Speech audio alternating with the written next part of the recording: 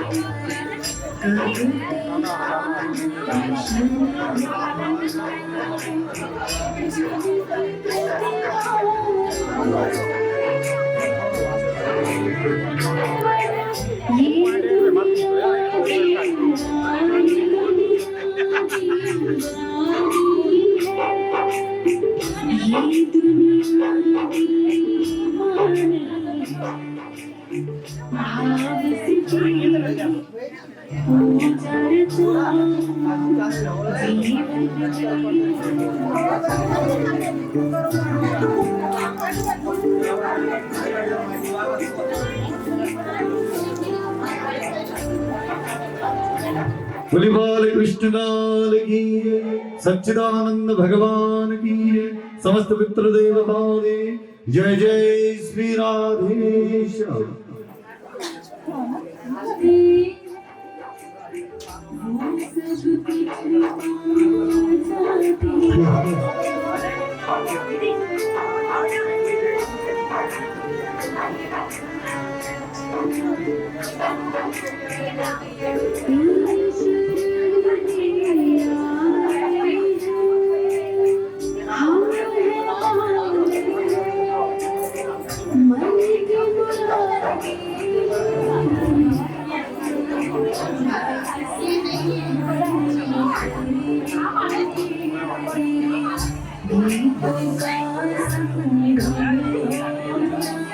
पहली पकौड़ियाँ जो भी है आप लोग ग्रहण कीजिएगा।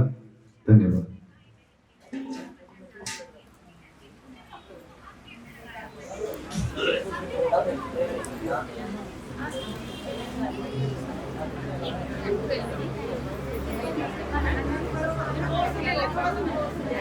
हरिओम। बोली भक्तवत्सल भगवान की, भागवत भगवान की। श्री सच्चिदानंद स्वरूप यात्रा में आप सब लोग सम्मिलित हुए, इसके लिए भगवान के दिव्य दरबार में आप सबके लिए जो है शुभ मंगल कामनाएं। और आज जो है इस दिव्य अनुष्ठान का शुभारंभ जो है पूजा का प्रथम दिवस, और विस्तृत तरीके से सभी देवी देवताओं का 33 कोटि देवी देवताओं का आह्वान होगा। उनका स्थापन थोड़ा सा विलंब हो, 3:30 बजे हो, क्योंकि आज पहला दिन है तो थोड़ा सा हर काम में विलंब तो लोगों को तय करना है। दरबार में हम क्षमा प्रार्थी हैं। और आप सबके लिए जो है जलपान की व्यवस्था है। जो पकौड़ी खाना चाहे वो पकौड़ी खा सकता है, जिसका उपवास है वो जल चाय आदि ग्रहण कर सकता है। भगवत कृपा बनी रहे। इन्हीं शुभकामनाओं के साथ एक बार बड़े प्रेम से कहेंगे बोलो भक्तवत्सल भगवान की। यजमान परिवार से निवेदन है, कृपया आप लोग 10 मिनट के बाद जो है आप पूजा में आने का कष्ट करें। जय।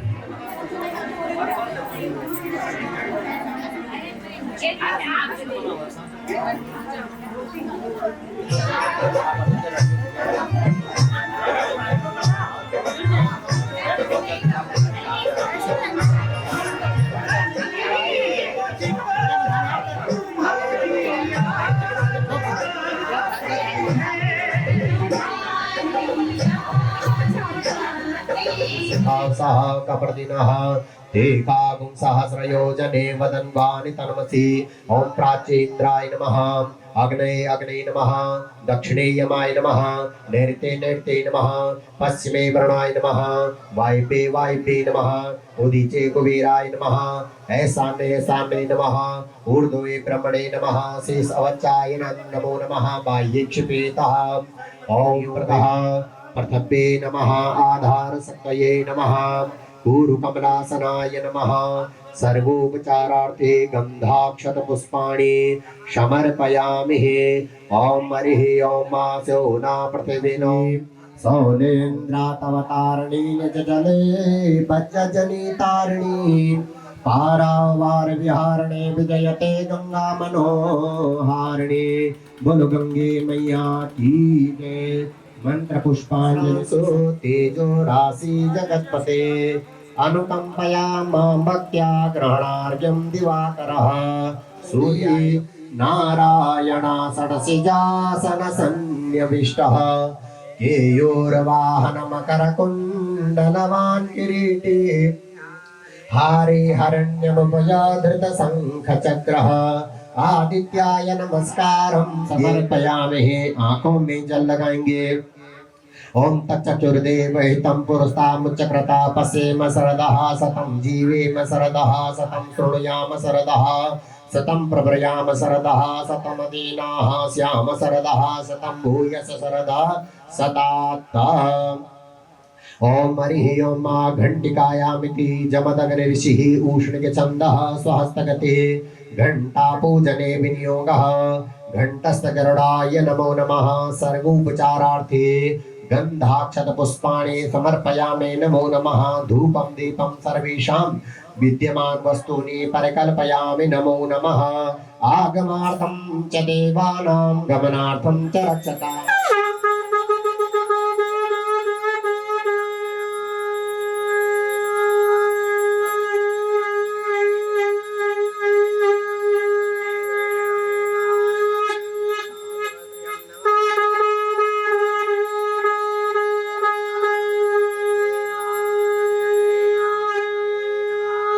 चंड भैरवाय नमः। प्रचंड भैरवाय नमः। अखंड भैरवाय नमो नमः। उरुर भैरवाय नमो नमः। खड्वांगनाथ भैरवाय नमो नमः।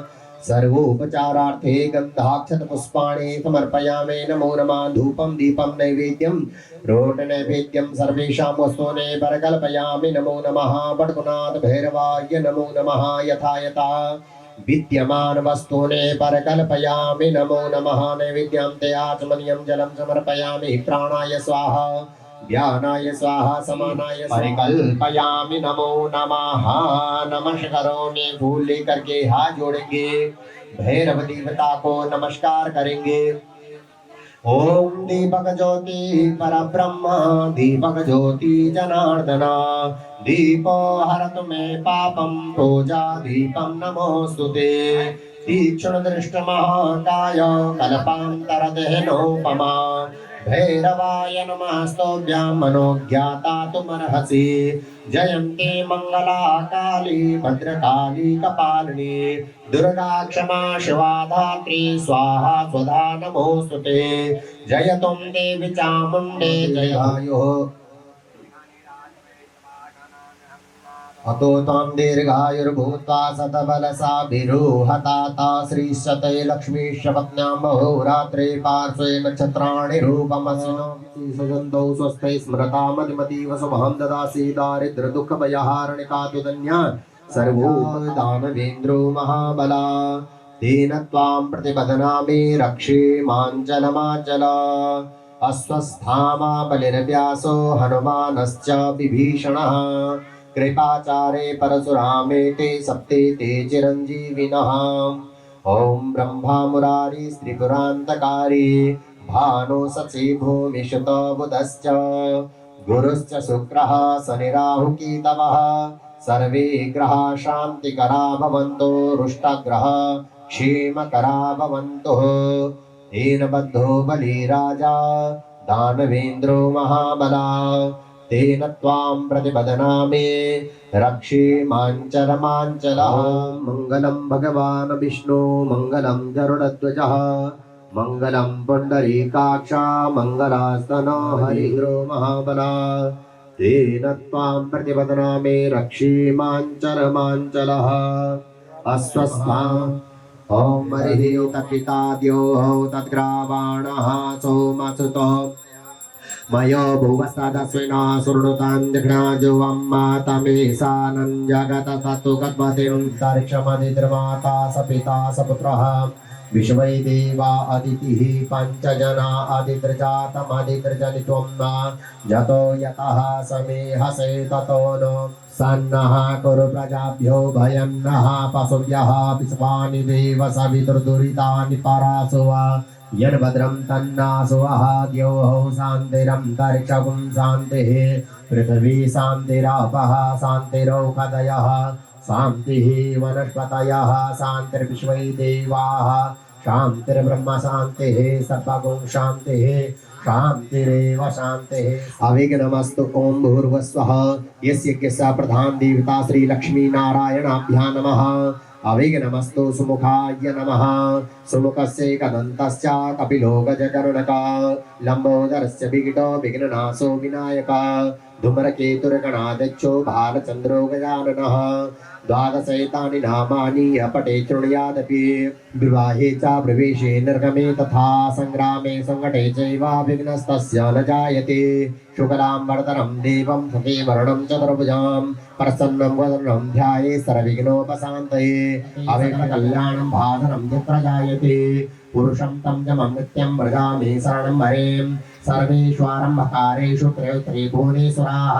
देवादिसुन्दुनासेभ्यं ब्रह्मेशान जनार्दनः विश्वेशं माधवं दुर्गं दण्डपाणि च भैरवं वन्दे काशीं गुहां गंगां भवानी मरणिकर्णिकां वक्रतुयादौ सर्वकार्यार्थसिद्धये सिद्धिबुद्धिसहिताय श्रीमन्महागणाधिपतये नमः।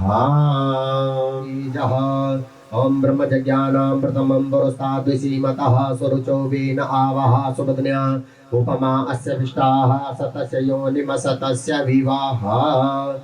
ओम हरिः ओम महागायत्री देव्यै नमः।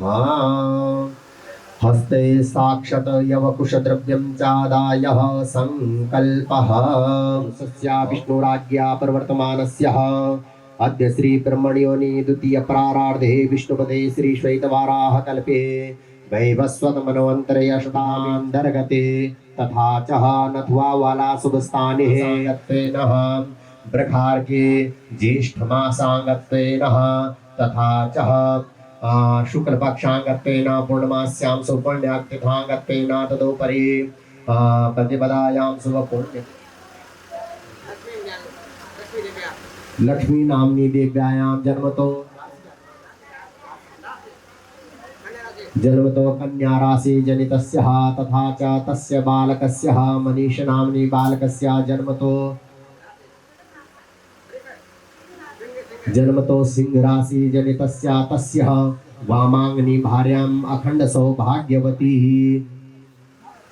लक्ष्मी नाम्नी देव्यायां जन्मतो जनितस्य तथा च स्वस्ति श्रीमन्तः ललिता प्रसादुनियाजी शरणस्य जन्मतो मीन राशि जनितस्य तस्य धर्मपत्रिकायाम् अखंड सौभाग्यवती परमेश्वरी नाम्नी देव्यां जन्मतो तुला राशि जनितस्य तस्य बालकस्य स्वस्ति श्रीमन्तः विनीत उनियाजी शरणस्य जन्मतो वृक्ष राशि जनितस्य तस्य धर्मपत्रिकायाम् अखंड सौभाग्यवती दीपिका नाम्नी देव्यां जन्मतो वृश्चिक राशि जनितस्य तथा च तस्य बालिकायाम् अनुष्का नाम्नी कन्यायां जन्मतो मकर राशि जनितस्य तथा च बालकस्य विनाय नमः लंबोदरणमस्तुभ्यं सतता मोदकप्रियं स्वयं सुकृतिनां भवनेष्वलक्ष्मीं पापात्मनां कृतधियां हृदयेषु बुद्धि श्रद्धा सतां कुलजनां प्रभवस्य लज्जा तां त्वां नतास्म परिपालय देवी विश्वमा बोलो गणेशी महाराज की जय मंत्र पुष्पांजलिं समर्पयामि अनया पूज्या गणेशाम्बिकेभ्यो नमः सांगाय सपरिवाराय सायुधाय यजमानस्य अभीष्टकामाः ओम हरिः ओम मा वरुणकलश पूजनम् ओम हरिः ओम महा ओम तत्त्वायामिते कृष्णोऽभिषेकम् छन्दः वरुणो देवता वरुणावाहने पूजने विनियोगः ओम भूर्भुवस्वः अपां पतरुणाय नमो नमः वरुणकलशेभ्यो नमो नमः ओम मनो ज्योतिर्जुगतामाजस्य बृहस्पतिर्जगमिमान्तनोतरिष्टं जगतुं समिवं ददातु विषवै देवासयमादयन्तामो प्रतिष्ठः भूर्भुवस्वः अपां पतरुणाय नमो नमः सुप्रपादयोर्पाद्यं हस्तयोर्र्घ्यं मुखे आचमन्यां सर्वाङ्गे सुस्नानीयं जलं समर्पयामि ॐ पञ्चनद्यः सरस्वतीमपयन्ति सस्रोतसः सरस्वती तु पञ्चदासो सुते ॐ कस्तूरीतिलकं ललाटपटले वक्षस्थले कौस्तुभं नासाग्रे वरमौक्तिकं करतले वेणुकरे कङ्कणं सर्वाङ्गे हरिचन्दनं सुललितं कण्ठे च मुक्तावलीं गोपस्त्री परवेशितो विजयते गोपालचूडामणिम् ॐ भूर्भुवस्वः श्रीमद्भागवत महापुराणाय नमो नमः ध्यायामि पुष्पासनं समर्पयामि सर्वाङ्गे सुस्नानीयं जलं समर्पयामि ॐ पञ्चां स्नानान्ते पुनः स्नानान्ते धूपं दीपं नैवेद्यं सर्वेषां वस्तूनि परिकल्पयामि नमो नमः नैवेद्यम् ॐ नाभ्या आसीदन्तरिक्षगुंसिष्णोर्द्योः समवर्ततः पदभ्यां भूमृदृशः श्रोत्रां तथा लोकां कल्पयन्नः नैवेद्यं नैवेदयानाय स्वाहा उदानाय स्वाहा मध्ये पानीयमुत्रापूष्णं हस्तप्रक्षालनं मुखप्रक्षालनं करोदर्दनं देन्दनं समर्पयामि नमो नमः हरिः ओम श्रीमद्भागवत महापुराणाय नमो नमः ॐ हरिः ओम महाभूर्भुवस्वः वीणावादिन्ये नमः ॐ हरिः ओम वन्दे मातरम्बिकां भगवतीं बाणीरमां समृद्धिवाद्यमानविदमैश्वरीं कृष्णाय वासुदेवाय हरये परमात्मने प्रणतः क्लेशनाशाय गोविंदाय नमो नमः बोलो श्रीमद्भागवत महापुराण की जय ओम हरिः ओम भूर्भुवस्वः व्यास जी महाराज की जय हरिः ओम ओम हरिः ओम हरिः ओम रन्ध्रान् वेणो सुदयतः पूरयन् गोपवृन्दै वृन्दा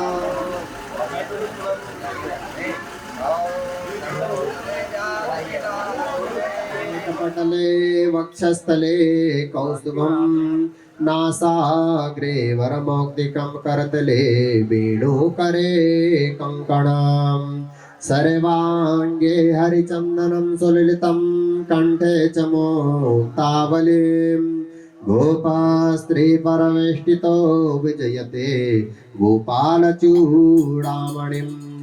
श्रीकृष्णं कुशलं करोतु भवतां धाता प्रजानाशुकां निर्विघ्नं गणनायकं प्रतिदिनं भानुप्रतापोदयं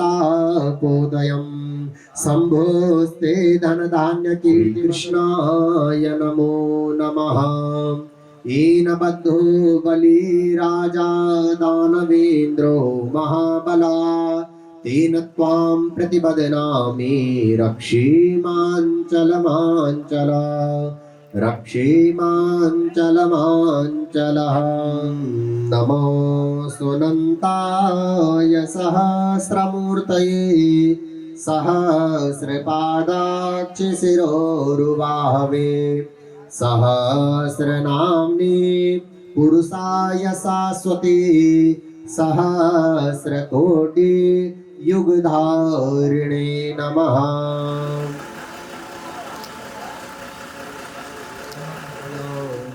ब्राह्मणहिताय च जगद्दिताय कृष्णाय गोविन्दाय नमो नमः ॐ हरिः ॐ महादेवाधीनं जगत् सर्वं मन्त्राधीनं च सत्यमाप्यते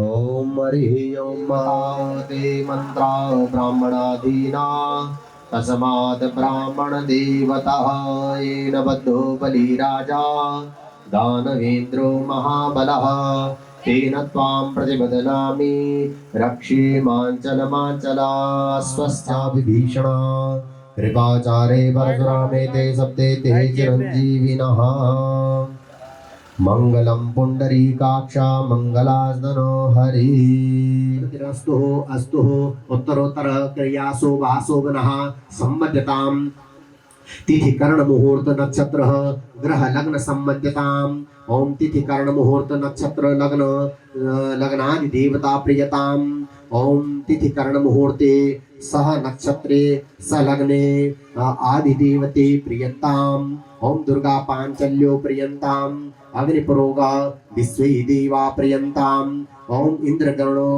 इंद्रपुरोगः मरुद्गणः प्रियताम् विशिष्ट प्रोगः ऋषिगणः प्रियताम् माहेश्वरी प्रोगा उमा मातरः प्रियताम् अप्रियताम् ओम भगवती रिद्धिकरी प्रियताम् ओम भगवती वृद्धिकरी प्रियताम् ओम भगवती पुष्टिकरी पूज्यः स्तंभ शीर्षि नागमात्रे नमः ओम हरिः ओम मः स्तंभ शीर्षि नागमात्रे नमो नमः स्तंभ आलम्बेतः हरिः ओम मः ब्रह्मज्योते नमो नमः ब्रह्मकलशाय नमो नमः ओम हरिः ओम माजतो यतः समीयसे ततो नो अभयं कुरु सन्नः कुरु प्रजाभ्यो वयन्नः पशुभ्यः ओम नमो नमस्ते स्फटिकाप्रभाय सुस्वेदहाराय सुमंगलाय सुपाशहस्ताय शासनाय जलादिनाथाय नमो नमस्ते पाशपाणे नमस्तुभ्यं पद्मिनी जीवनायकं यावत् पूजां करिष्यामि तावत् त्वां स्वस्तिरोर्भवः बोलो ब्रह्म भगवान की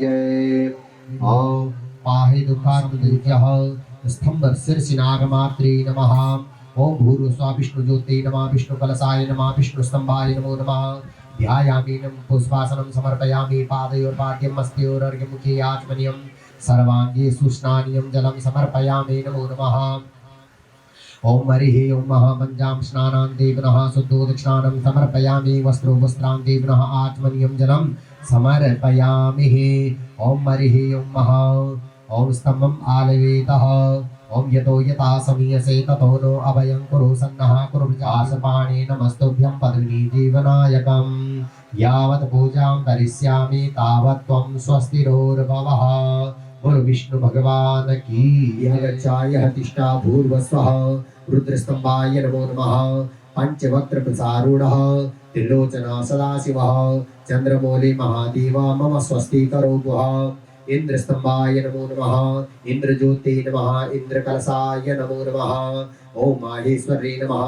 गौरी नमः शोभनाय नमो नमः स्तंभ शीर्षि नागमात्रे नमः ओम हरिः ओम ओम सर्वोपचा ध्यायामि पुष्पासनं समर्पयामि पाद्योर्पाद्यमस्त्योरर्घ्यमुखे आचमनीयं सर्वाङ्गे सुष्णायं जलं समर्पयामि पंचामृत स्नानं समर्पयामि पंचामृत स्नानां ते पुनः ओम हरिः ओम हरिः ओम त्रातारनितिः गजारूढः धुरन्धरः शतक्रतुः वज्रहस्ता महाबाहो वाञ्छितार्था प्रदो भवः इंद्राणी नमः आनंदाय नमो नमः विभूते नमः संपूज्यः स्तंभ शीर्षिनागमात्रे नमः ओम हरिः ओम भूर्भुवस्वः इंद्रज्योते नमो नमः इंद्रकलशाय नमः इंद्रस्तंभाय नमो नमः ध्यायामि पुष्पासनं पाद्योर्पाद्यमस्त्योरर्घ्यमुखे आचमनीयं सर्वाङ्गे सुस्नानीयं जलं समर्पयामि नमो नमः पंचाम स्नानान्ते शुद्धोदकस्नानं समर्पयामि वस्त्रोपस्त्रान्तेन आचमनीयं जलं समर्पयामि धूपं दीपं नैवेद्यं नाभ्या आसीदन्तरिक्षं शिष्णोर्जोः समवर्तता पृथिव्यां भूमृतृशास्त्रोत्रां तथा लोकां कल्पयन्नः नैवेद्यान्ते आचमनीयं जलं समर्पयामि नमो नमः यथा विद्यमानं वस्तूनि परिकल्पयामि नमो नमः ओम यतो यथा समीयसे ततो नो अभयं कुरु सन्नः कुरु प्रजाभ्युपयन्नः पशुभ्यः नमो नमस्ते स्फटिका प्रभाय सुश्वेतहाराय सुमंगलाय सुपासहस्ताय शासनाय जलादिनाथाय नमो नमस्ते पासपाणि नमस्तुभ्यं पद्मे जीवनायकं आवाह सुपत्न्या उपमास्य विष्टाः सतस्य योनिम सतस्य विवाह भूर्भुवस्वः ब्रह्मणे नमः ब्रह्मणम् आवाहयामि स्थापयामि पूजयामि ओम भूर्भुवस्वः सोमाय नमः सोमम् आवाहयामि स्थापयामि पूजयामि ओम भूर्भुवस्वः ईशानाय नमः ईशानम् आवाहयामि स्थापयामि पूजयामि ओम भूर्भुवस्वः इंद्राय नमः इंद्रम् आवाहयामि स्थापयामि पूजयामि ओम भूर्भुवस्वः अग्नये नमः अग्निम् आवाहयामि स्थापयामि पूजयामि ओम भूर्भुवस्वः यमाय नमः यमम् आवाहयामि स्थापयामि पूजयामि ओम भूर्भुवस्वः नैऋतये नमः नैऋतिम् आवाहयामि स्थापयामि पूजयामि ओम भूर्भुवस्वादितेभ्यो नमः द्वादशादितिम् आवाहयामि स्थापयामि पूजयामि ओम भूर्भुवस्वः अश्विनीभ्यो नमः अश्विनीम् आवाहयामि स्थापयामि पूजयामि ओम भूर्भुवस्वः सपैत्री विश्वेभ्यो देवेभ्यो नमः सपैत्री विश्वे देवान् आवाहयामि स्थापयामि पूजयामि ओम भूर्भुवस्वः सप्तर्षिभ्यो नमः सप्तर्षिम् आवाहयामि स्थापयामि पूजयामि ओम भूर्भुवस्वः भूतनागेभ्यो नमः भूतनागम् आवाहयामि स्थापयामि पूजयामि ओम भूर्भुवस्वः गणासुरगणेभ्यो नमः गन्धासुरगणम् आवाहयामि स्थापयामि पूजयामि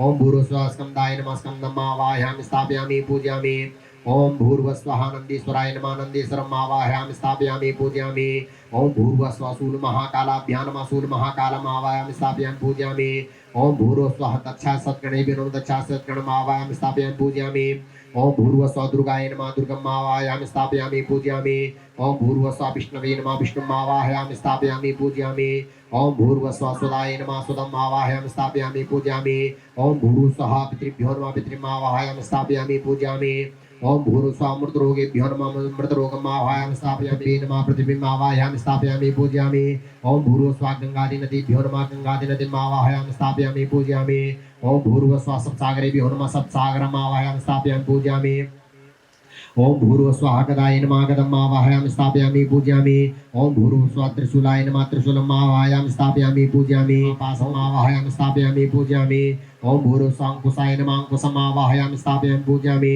ओम भूर्भुवस्वः गौतमाय नमः गौतमम् आवाहयामि स्थापयामि पूजयामि ओम भूर्भुवस्वः भरद्वाजाय नमः भरद्वाजम् आवाहयामि स्थापयामि पूजयामि ओम भूर्भुवस्वः विश्वामित्राय नमः विश्वामित्रम् आवाहयामि स्थापयामि पूजयामि ओम भूर्भुवस्वः कश्यपाय नमः कश्यपम् आवाहयामि स्थापयामि पूजयामि ओम भूर्भुवस्वः जमदग्ने नमः जमदग्निम् आवाहयामि स्थापयामि पूजयामि ओम भूर्भुवस्वः वसिष्ठाय नमः वसिष्ठम् आवाहयामि स्थापयामि पूजयामि ओम भूर्भुवस्वः अत्रे नमः अत्रिम् आवाहयामि स्थापयामि पूजयामि ओम भूर्भुवस्वः अरुन्धत्ते नमः अरुन्धतीम् आवाहयामि स्थापयामि पूजयामि ओम भूर्भुवस्वः इन्द्रे नमः इन्द्रिम् आवाहयामि स्थापयामि पूजयामि ओम भूर्भुवस्वः कौमार्ये नमः कौमारीम् आवाहयामि स्थापयामि पूजयामि ओम भूर्भुवस्वः ब्राह्मे नमः ब्राह्मीम् आवाहयामि स्थापयामि पूजयामि ओम भूर्भुवस्वः वाराह्ये नमः वाराह्यम् आवाहयामि स्थापयामि पूजयामि ओम मनो ज्योतिर्जुगतामाजस्य बृहस्पतिर्दिक्मिमन् तनो त्वरिष्ठं जगपुंसमिमं ददातु विश्वे देवा स इहमादयन्तामो प्रतिष्ठः सुपृष्ठिते वरदे भवितामा भूर्वस्वः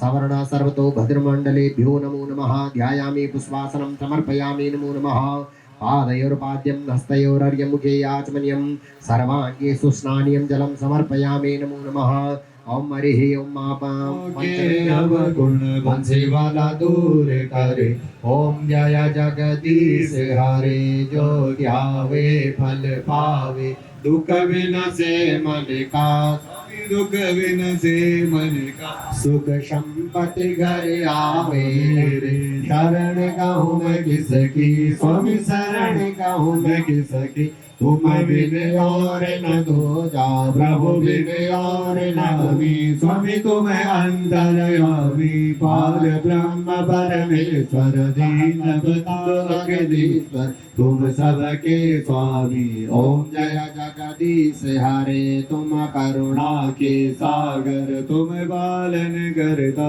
स्वामी तुम रक्षा करता मैं मूर्ख कलकामी मैं सेवक प्रभु स्वामी कृपा करो भरता ओम जय जगदीश हरे तुम हो एक अगोचर सबके प्राणपति स्वामी सबके प्राणपति किस विधि मिलाऊं दयामय किस विधि मिलाऊं कृपामय तुमको मैं कुमति ओम जय जगदीश हरे दीन बंधु दुख हरता तुम रक्षक मेरे प्रभु तुम ठाकुर द्वार पड़ा तेरे ओम जय जगदीश हरे विषय विकार मिटाओ पाप हरो देवा स्वामी कच हरो देवा श्रद्धा भक्ति बढ़ाओ विद्या जय में बढ़ाओ संतन है तेरा तेरा तुझको अर्पण प्रभु का प्रभु को समर्पण क्या लागे मेरा ओम जय जगदीश हरे श्याम सुंदर जी की आरती जो कोई नर गावे स्वामी प्रेम सहित गावे है शिवानंद स्वामी मन भजत हरि हर स्वामी मन वांछित फल पावे ओम जय जगदीश हरे ओम जय जगदीश हरे स्वामी जय दीनानाथ हरे भक्त जनों के संकट दास जनों के अवगुण वंश वाला दूर करे ओम जय जगदीश हरे कर्पूर गौरम करुणावतारम संसार सारम भुजगेन्द्रहारम सदा वसंतं हृदयारविन्दे भवं भवानी सहितं नमामि नीलाम्बुजस्यामलकोमलाङ्गं सीतासमारोपितवामभागं पाणौ महासायकचारुचापं नमामि रामं रघुवंशनाथं नमामि कृष्णं रघुवंशनाथं त्वमेव माता च पिता त्वमेव बन्धु च सखा त्वमेव नमः ॐ सर्वे भवन्तु सुखिनः सर्वे सन्तु निरामया सर्वे भद्राणि पश्यन्तु मा कश्चित् दुःखभाग् भवेत् ॐ शान्तिः शान्तिः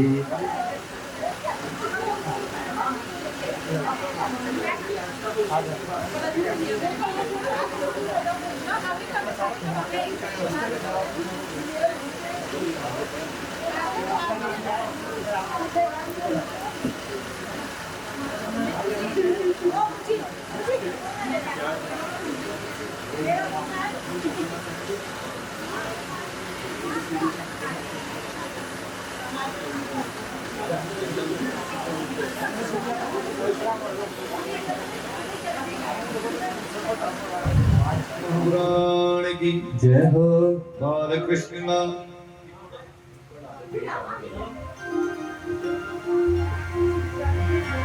आज श्रीमद् भागवत कथा का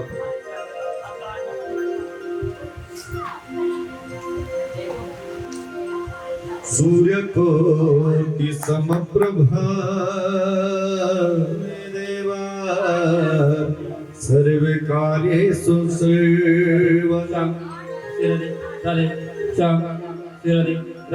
सर्व कार्येषु सर्वदा कृष्णो ज्ञानिना अग्रगण्यं सकल गुण निधानं माननामधीशं रघुपति प्रिय भक्तं वातजातं नमामि कि आइए हनुमंत पधारिए गुणगान करो निजमति अनुसार प्रेम सहित गादी भरो पधारिए पवन कुमार।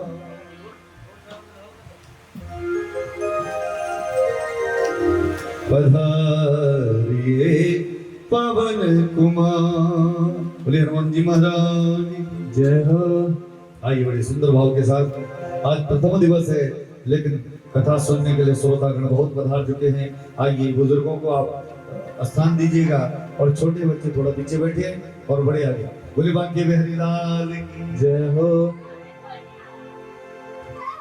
घर में पधारो गजानन जी मेरे घर में पधारो, घर में पधारो गजानन जी मेरे घर में पधारो, घर में पधारो गजानन जी मेरे घर में पधारो, घर में पधारो गजानन जी मेरे घर में पधारो, घर में पधारो मेरे घर में पधारो, घर में पधारो मेरे घर में पधारो, घर में पधारो गजानन जी मेरे घर में पधारो, घर में पधारो गजानन जी को लाना, विष्णु जी को लाना मेरे विष्णु जी को लाना, विष्णु जी को लाना मेरे विष्णु जी को लाना, संग में लाना लक्ष्मी मैया मेरे घर में पधारो, संग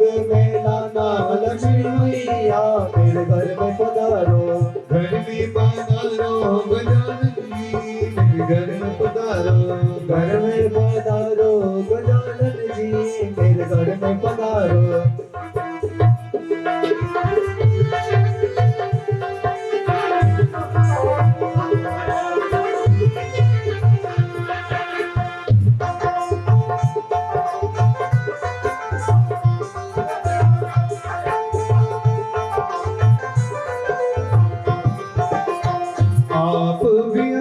संग शिव जी को लाना, आप बयाना संग शिव जी को लाना, शिव जी को लाना मेरे शिव जी को लाना, शिव जी को लाना मेरे शिव जी को लाना, ओ शिव जी को लाना मेरे शिव जी को लाना, शिव जी को लाना मेरे शिव जी को लाना, संग में लाना गौर मैया मेरे घर में पधारो, संग में लाना गौर मैया मेरे घर में पधारो, घर में पधारो गजानन जी मेरे घर में पधारो, घर में पधारो गजानन जी मेरे घर में पधारो।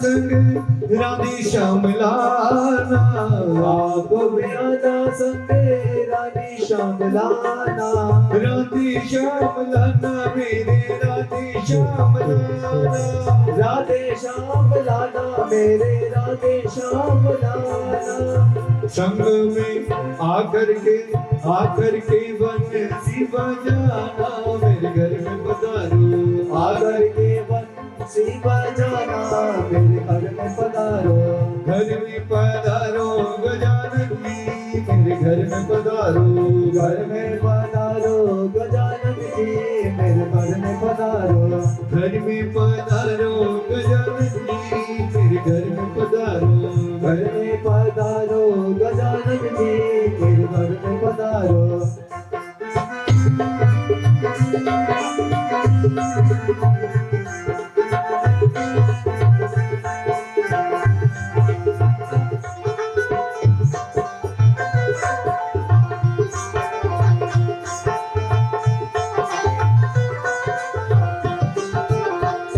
आप आप बिना संग शिया राम लाना, आप बयाना संग शिया राम लाना, आप बिना संग सिया राम लाना, आप बयाना संग शिया राम लाना, सिया राम लाना मेरे सिया राम लाना, शिया राम लाना मेरे शिया राम लाना, संग में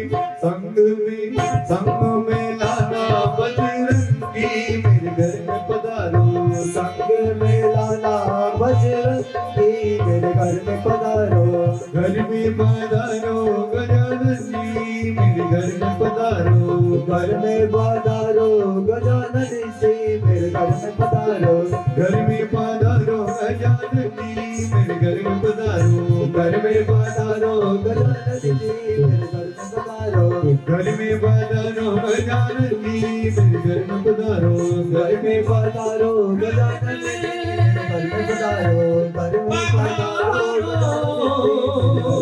मेरे घर में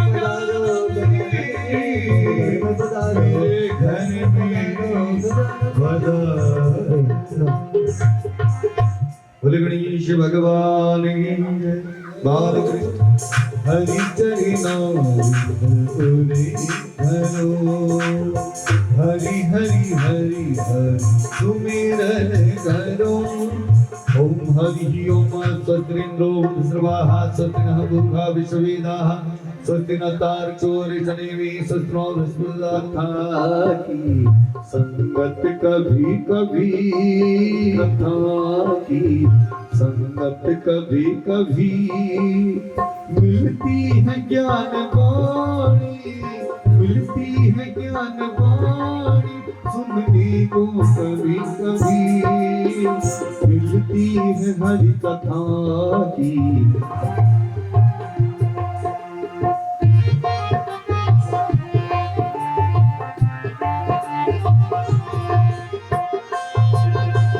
यूं व्यर्थ न गवाइए अनमोल जन्म को, यूं व्यर्थ न गवाइए अनमोल जन्म को। उठती है धर्म भावना, उठती है धर्म भावना में कभी कभी, उठती है धर्म भावना मन में कभी कभी। मिलती है ज्ञान वाणी, मिलती है ज्ञान वाणी सुनने को कभी कभी। होती है जिंदगी में जिन्नत कभी कभी।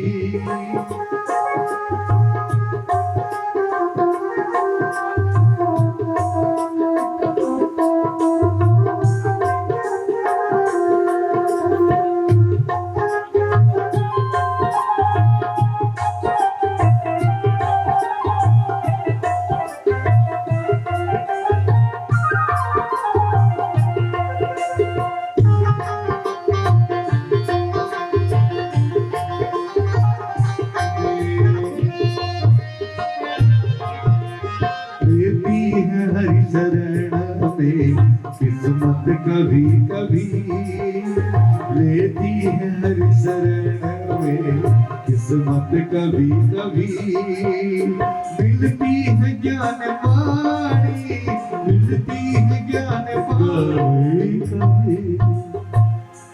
बोले बाल कृष्ण लाल की जय, बोले व्यास भगवान की जय, बोले भक्त और भगवान की जय हो।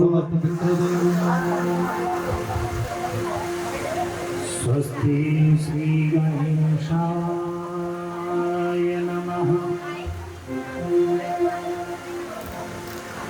श्री वेद पुरुषाय नमः।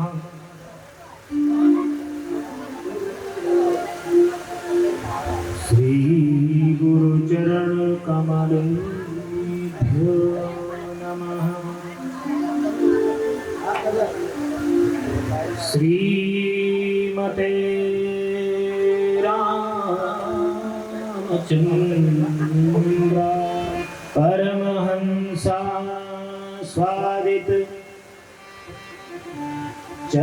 कमलचिन्मकरन्दाय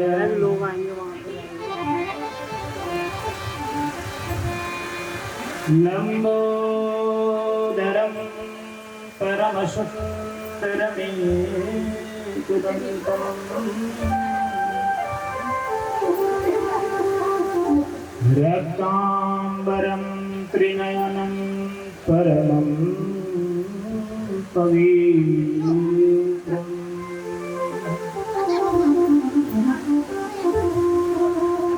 उदयादिवाकरनिभोज्वलकान्तिकान्ते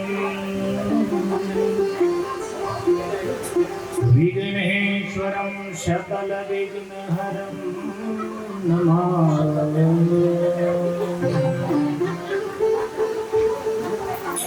ध्येयं सदा परिभवग्नमभीष्टदोषम्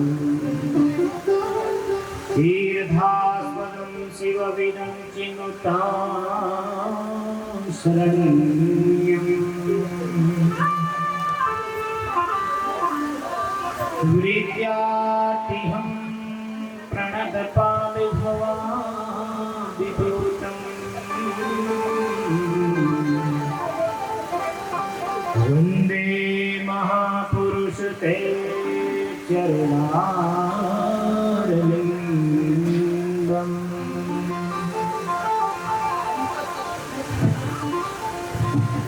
कृष्णस्त्वदीय पद पंकज पंजरान्ते अध्येव मे विशतमाशिरादिहंसः प्राण प्रयाण समये कभवात पित्ते कंठावरोधन विधो स्मरणं कुदस्ते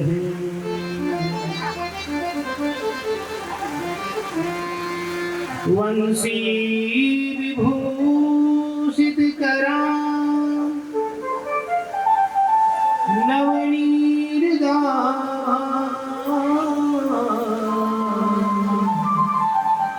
पीताम्बराय रुणविम्ब फलाधरोषा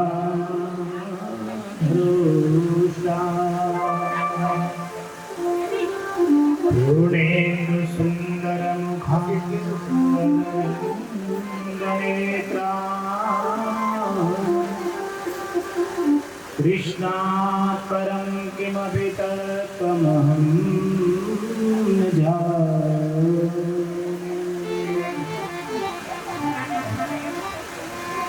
नारायणं नमस्कृत्यं नरं चैव नरोत्तमं देवीं सरस्वतीं व्यासं ततो जयमुदीरये। नमो गुरुभ्यो गुरुपादुकाभ्यां नमः परेभ्यः परपादुकाभ्याम् आचार्य सिद्धेश्वर पादुकाभ्यां नमो नमः श्री गुरुपादुकाभ्यां शीलानाथ समारम्भा श्रीरामानन्दार्य मध्यमाम्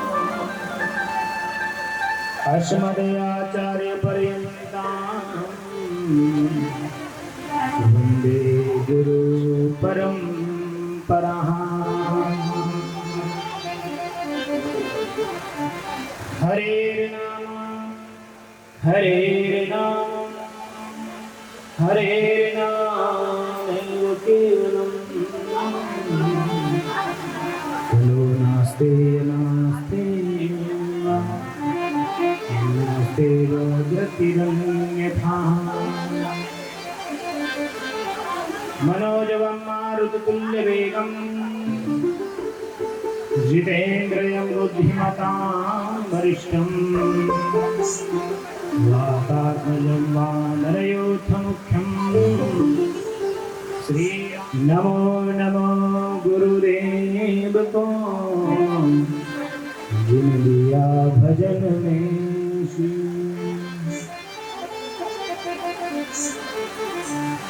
जय जय श्री राधा रमण, जय जय नवल किशोर,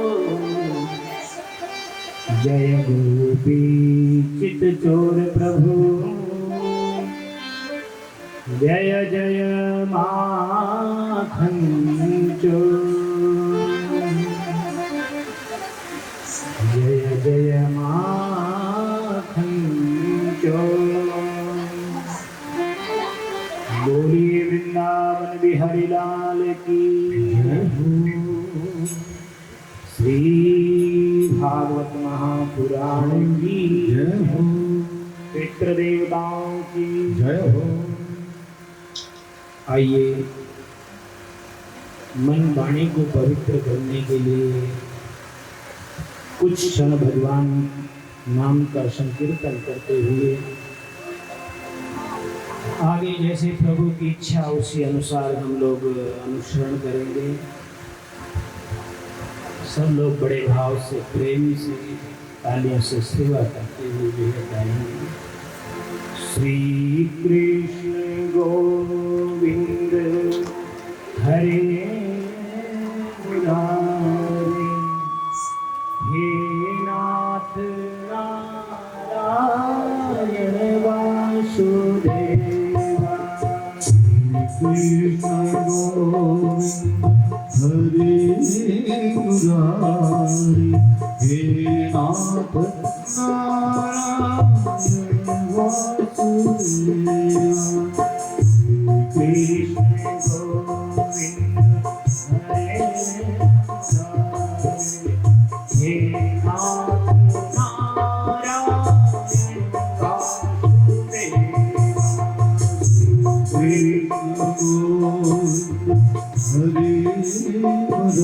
मुरारी, हे नाथ नारायण वासुदेवा। कृष्ण गोविंद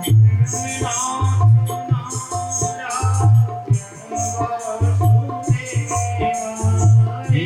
नाथ नारायण वासुदेवा।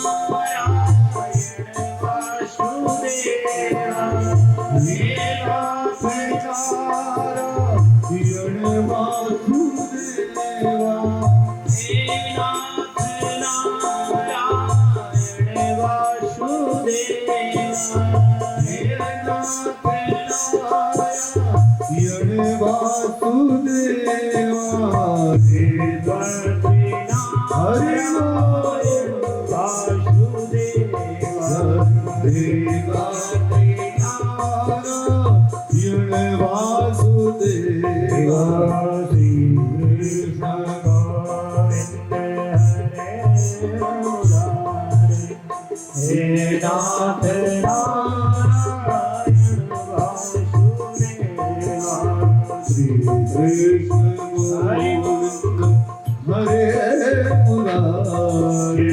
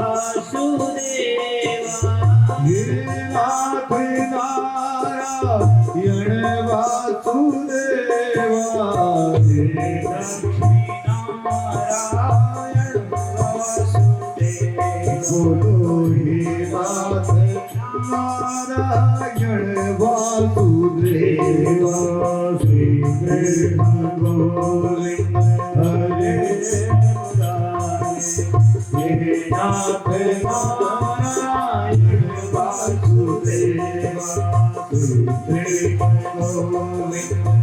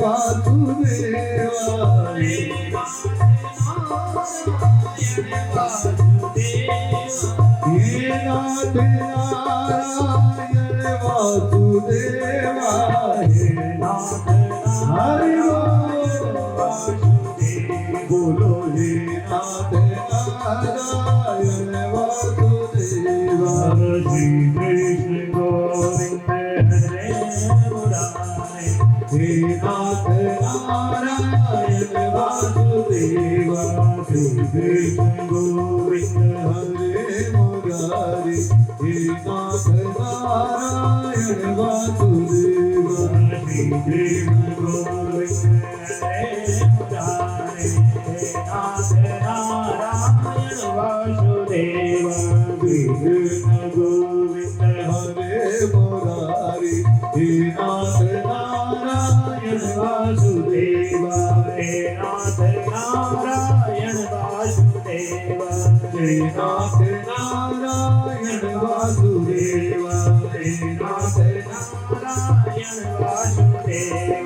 हे नाथ नारायण वासुदेवा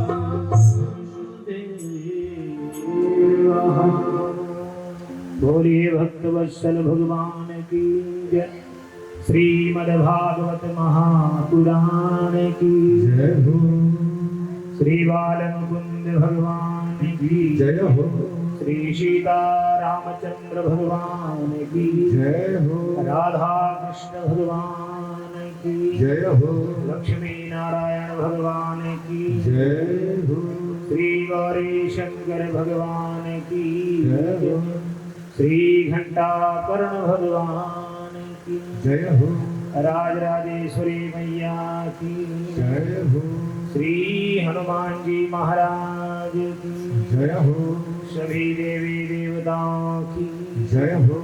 पितृ देवताओं की जय हो। जय जय श्री राधे जय जय श्री राधे जय जय श्री राधे श्याम।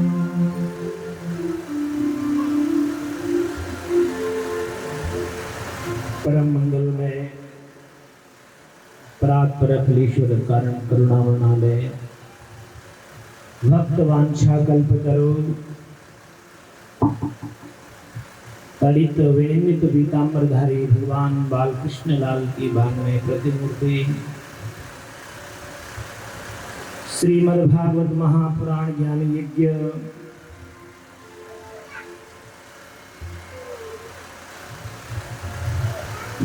मंडप पर विराजमान समस्त देवी देवताओं के श्री चरणों में कोटि कोटि वंदन प्रणाम करते हुए नगर देवता, ग्राम देवता, स्थान देवता, वास्तु पुरुष भगवान के श्री चरणों में, भगवान श्री घंटाकर्ण के चरणों में, माँ भगवती राजराजेश्वरी के चरणों में कोटि कोटि वंदन प्रणाम करते हुए नीर क्षीर विवेकीय सकल शास्त्र मर्मज्ञ वेद वेदांग को जानने वाले मेरे परम पूजनीय समादरणीय प्रातः स्मरणीय वंदनीय पूज्य आचार्य मंडली जी के चरणों में कोटि कोटि वंदन प्रणाम करते हुए माँ भगवती शारदा संगीत के जो विद्युत गण हैं, आचार्य जन हैं, संगीताचार्य, उनको भी कोटि कोटि प्रणाम करते हुए वंदन करते हुए इस स्थान पर आए हुए समस्त भूदेवता, ब्राह्मण देवता सबको वंदन नमन करते हुए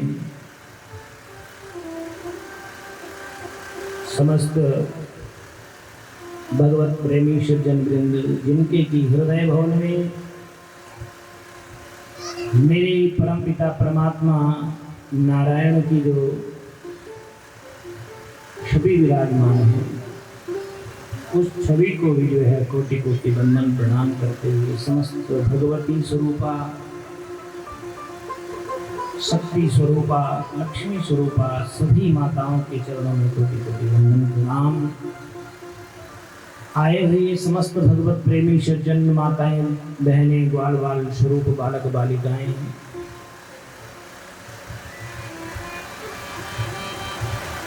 जैसे कि आप सब लोगों को विदित है, इस विद्या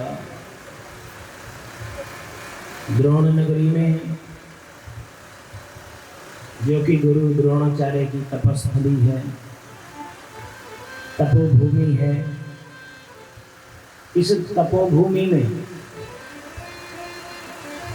भगवान की दिव्य मंगलमयी कृपा से, दिव्य अनुग्रह से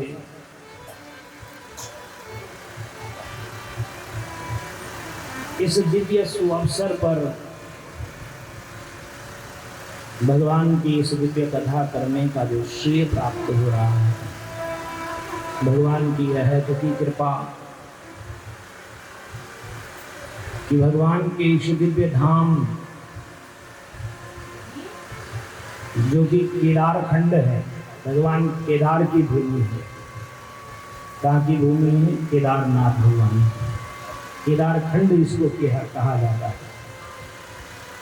तो भारत की भूमि जो कि विश्व में सर्वोत्तम कही गई है, जिसको कि योग भूमि कहा गया है, तपोभूमि कहा गया है, उसमें भी जो है उत्तराखंड धाम, जिसमें कि स्वयं साक्षात बद्री विशाल भगवान भोलेनाथ, केदारेश्वर, माँ पतित पावनी गंगा और माँ भगवती जमुना, इन चारों का जो है दर्शन है। उन्हीं के श्री चरणों में भगवान गुरु द्रोणाचार्य की जो तपस्थली द्रोण भूमि देहरादून, इस दिव्य नथुआ वाला पुण्याल परिवार के इस दिव्य भवन के सुंदर दिव्य स्थान पर ये जो कथा रूपी ज्ञान की गंगा आप और हम सब के बीच में प्रस्तुत हुई है, जो कि भगवान की अहेतुकी कृपा है, साधारण नहीं है। भगवान की दिव्य कथा श्रवण हेतु मिल जाए, और वो भी इस कलिकाल में। हालांकि कलिकाल में सबसे ज्यादा कथाएं होती है, सबसे ज्यादा भगवत चर्चा होती है, लेकिन श्रवण करना थोड़ा सा संभव है। श्रोता बनना थोड़ा असंभव है। श्रोता कैसा होता है इसकी व्याख्या आगे हम लोग श्रवण करेंगे। तो कथा मिल जाए जो कि देवलोक में भी जो है मुश्किल से प्राप्त होती है, नहीं देवताओं तक सुलभता से प्राप्त नहीं होती कथा।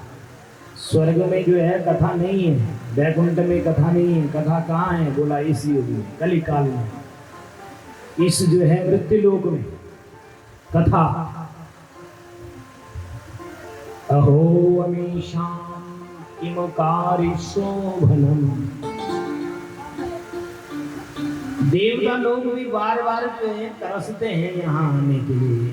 देवता भी कहते हैं हे ब्रह्मा जी, यदि जो है हम जाएं तो केवल और केवल मृत्यु लोक, यहाँ कली इस मृत्यु लोक में, ताकि कम से कम कथा श्रवण करने के लिए मिल जाए। जो कथा वैकुंठ में नहीं होती है, स्वर्ग लोक में नहीं होती है, पाताल लोक में नहीं मिलती है, वो इस मृत्यु लोक में मिलती है। कितना बड़ा सौभाग्य है कि हमें यहाँ, हनुमान जी तो यहाँ सर्वत्र रहते हैं, क्योंकि हनुमान जी के लिए भगवान ने कहा चलो हमारे साथ चलो। तो हनुमान जी ने कहा कि प्रभु आप मुझे कहाँ ले जा रहे हैं? भगवान ने कहा अपने धाम ले जा रहे हैं। हनुमान जी ने पूछा कि आपके धाम में क्या मुझे आपकी चर्चा सुनने को मिलेगी, आपकी कथा मिलेगी? बोला कथा तो वहाँ नहीं मिलेगी। तो तब जो है हनुमान जी ने कहा कि नहीं नहीं, जहाँ आपकी कथा नहीं, आपका नाम का संकीर्तन नहीं, भजन नहीं, वहाँ मेरा कोई काम नहीं। मैं तो वहीं रहूंगा जहाँ आपकी कथा। यत्र यत्र रघुनाथ कीर्तन, जहाँ जहाँ आपका कीर्तन हो, भजन हो, वहाँ जो है मैं रहूंगा। यत्र तत्र सर्वत्र रहूंगा। इसलिए हमारा बड़ा सौभाग्य है कि हम यहाँ कथा श्रवण करने के लिए मिलते हैं, जो देवताओं तक प्राप्त नहीं होती, और वो भी जो है इस भगवत धाम में, इस नैवसारण्य तीर्थ में, द्रोण नगरी में, गुरु द्रोणाचार्य की तपस्थली में, केदार खंड में, भगवान शंकर की गोदी में बैठ करके, जो कि स्वयं भगवान की पत्नी थी। कौन? बोला सती। और सती ने कहा प्रभु आप मुझे अपनी गोदी में बिठा करके कथा सुनाएं, लेकिन भगवान शंकर ने मना कर दिया कि नहीं नहीं देवी, हम आपको अपनी गोदी में बिठा करके कथा नहीं सुना सकते। वहां लिखा है शंकर सम्मुख आसन दीना। शंकर भगवान ने अपने सामने आसन दिया है, गोदी में बिठा करके नहीं सुना। और हम सबका कितना सौभाग्य है कि भगवान भोलेनाथ हमको जो है अपनी गोदी में बिठा करके कथा श्रवण करा रहे हैं। क्योंकि ये कथा कहाँ से निकली है? भगवान शंकर की जिह्वा से निकली। किसकी जिह्वा से निकली? भगवान शंकर की। भगवान शंकर ने हमें कितना बड़ा सौभाग्य है, बताओ, कि भोलेनाथ ने जो है हमको एक गंगा नहीं दी, दो दो गंगाएं दी हैं। एक कथा रूपी गंगा और एक, जिस गंगा में हम स्नान, वो कहाँ से निकली? भगवान शंकर की जटा से निकली। जटा शंकरी कहा गया उसको, है। और एक भगवान शंकर की जिह्वा से निकली। ये कथा कहाँ से निकली? जिसको हम श्रवण करने जा रहे हैं आज से, और 7 दिन तक श्रवण करेंगे। ये कहाँ से निकली? भगवान शंकर की जिह्वा से निकली। किसको सुना रहे थे? बोला भगवान माँ पार्वती को सुना रहे थे कि नहीं? इस अमर कथा आगे चर्चा आएगी, सुनेंगे हम कल के प्रसंग में। तो कैसे भगवान भोलेनाथ ने पार्वती को कथा सुनाई। तो कितना बड़ा सौभाग्य हमारे भोलेनाथ। बोलो शंकर भगवान की हर हर महादेव। इस दिव्य कथा का जो है यहाँ पर 7 दिवसीय आयोजन, जिसको कि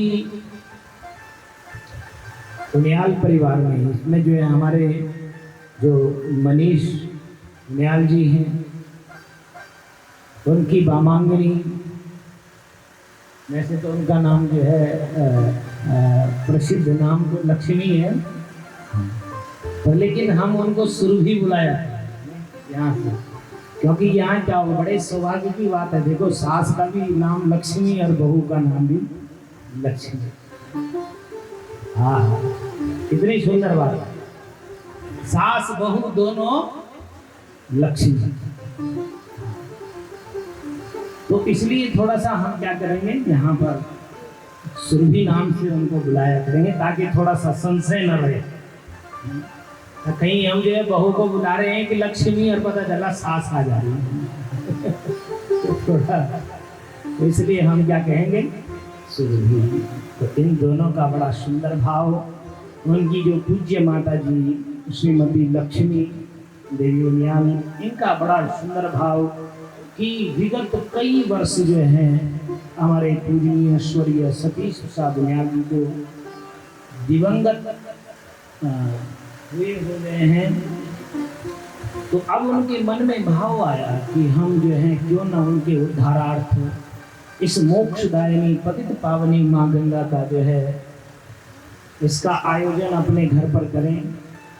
ऐसा भाव उनके मन में आया और उन्होंने अपने समस्त इष्ट मित्रगण, जो कि हमारे स्वस्थ श्रीमान लीता प्रसाद उनियाल जी, सकुटुंब सपरिवार, स्वस्थ श्रीमान राम प्रसाद उनियाल जी, सकुटुंब सपरिवार, स्वस्थ श्रीमान नरोत्तम प्रसाद उनियाल जी, सकुटुंब सपरिवार, स्वस्थ श्रीमान जगदीश प्रसाद उनियाल जी, सकुटुंब सपरिवार, स्वस्थ श्रीमान कैलाश उनियाल जी, सकुटुंब सपरिवार, एवं समस्त उनियाल बंधु, विप्र बंधु, इनके दिव्य जो है, इनकी सलाह से, इनके दिव्य सहयोग से जो है, अपने जो चाचा ताऊ सबके सहयोग से जो है, एवं अपने दोनों जो बहनें हैं, बड़ी बहन जो श्रीमती श्वेता डंगवाल जी, उनके जो पतिदेव हैं स्वस्थ श्रीमान वीरेंद्र डंगवाल जी, एवं जो इनकी छोटी बहन है श्रीमती प्रेरणा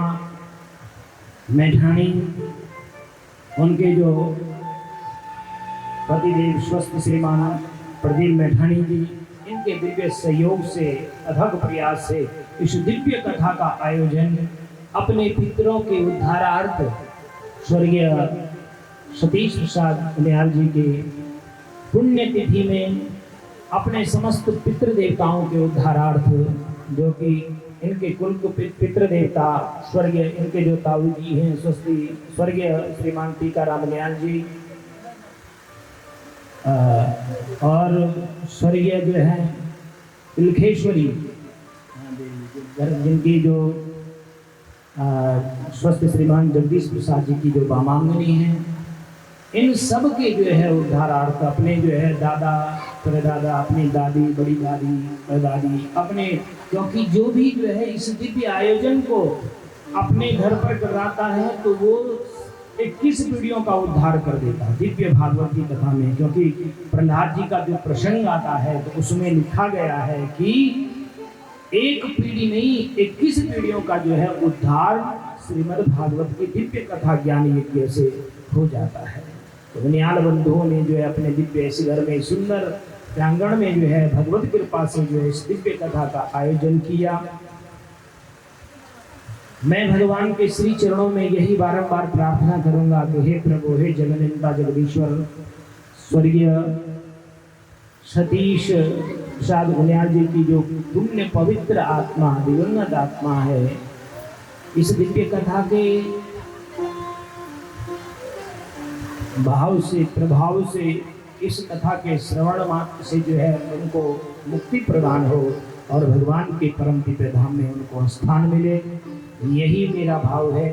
इस दिव्य भागवत की ज्ञान की गंगा के श्री चरणों में, भगवान बाल मुकुंद के श्री चरणों में, एवं इस परिवार के जितने भी समस्त दिवंगत पितृ आत्माएं हैं, उनको भी भगवान जो है अपने श्री चरणों में स्थान दे। ऐसी दिव्य कृपा बने और इस परिवार में जो है सुख शांति ऐश्वर्य वैभव बना रहे। सभी कुटुंबी जनों के समस्त मनोरथ पूर्ण हो, ऐसी भगवान की दिव्य चरणों में प्रार्थना। एवं आप जो लोग जो हैं इस दिव्य कथा में अपना तन से, मन से, धन से सब दिवस तक जो है सहयोग प्रदान करें। भगवान के श्री चरणों में यही प्रार्थना की, यम यम चिंतयते कामम तम तम प्राप्नोति निश्चितम। जो जिस भाव से, जिस श्रद्धा से, जिस प्रेम से बैठ करके भगवान की इस दिव्य कथा को श्रवण करें, इसका मनन करें, इसको अपने जीवन में उतारें, तो जिस भाव से, जिस श्रद्धा से जो है आप ये काम करें, भगवान उसी रूप में आकर के आप समस्त भक्तों को मनोरथों को पूर्ण करें, ऐसी दिव्य कामना करते हैं भगवान के श्री चरणों में। बोले भक्तवत्सल भगवान की। तो सबका साधुवाद लेते हुए, सबको साधुवाद देते हुए इस दिव्य कथा में भागवत की जो ज्ञान की गंगा है उसमें हम लोग प्रवेश करेंगे। एक बार बड़े भाव से कहेंगे, बोलिए भागवत भगवान की जय हो। भागवत की दिव्य कथा क्यों करते हैं लोग? पहला प्रसंग आता है कि भागवत की कथा करने से क्या होता है, भागवत की कथा क्यों करते हैं लोग, क्या होता है भागवत की दिव्य कथा। इसका जो विशुद्ध विवेचन है उसको कहते हैं महात्म्य, जिसको हम परिचय कहते हैं कि भैया इस भागवत का परिचय क्या है। और जब तक जो है हम इसके विषय में जानेंगे नहीं, पहचानेंगे नहीं, तब तक पता कैसे लगेगा कि इससे क्या लाभ है।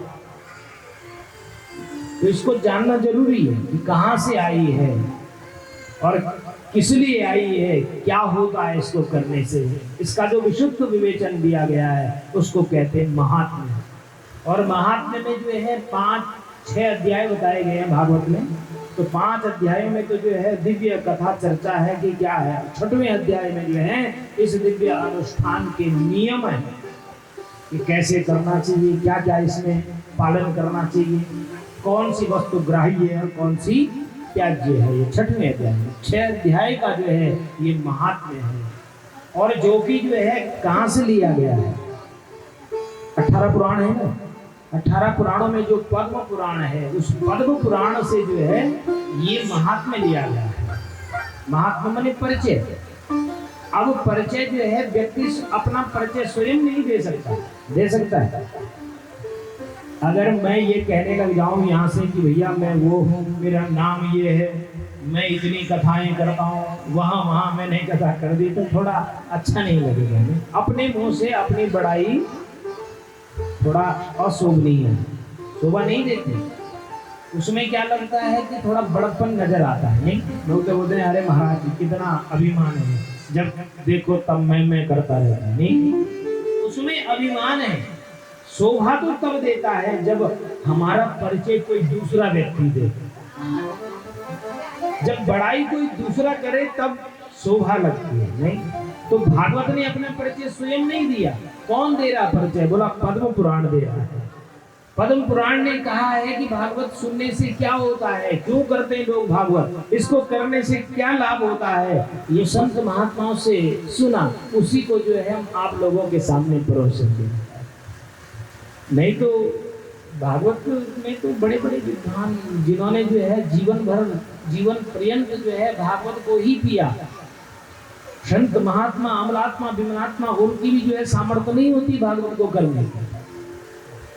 उसके लिए बहुत तप चाहिए, बहुत त्याग चाहिए, बहुत भक्ति चाहिए, बहुत ज्ञान चाहिए, तब जाकर के भागवत की कथा कह सकता है। ये साधारण नहीं। कहा न कि भाव मने भक्ति, गौ मने ज्ञान, तव मने त्याग, वो मने वैराग्य। जब तक ये चारों जीवन में नहीं होंगी तब तक भागवत जो है समझ में नहीं आने वाली है। इसकी कीर्ति जो भा माने कीर्ति होती है, भा शब्दो कीर्ति वचनो। ये आप मान लीजिए कि भा प्रकाशे चिदानंदे गतिर्यस्य त्रिलोकिः वरिष्ठं सर्वशास्त्राणि तरणी भवान्।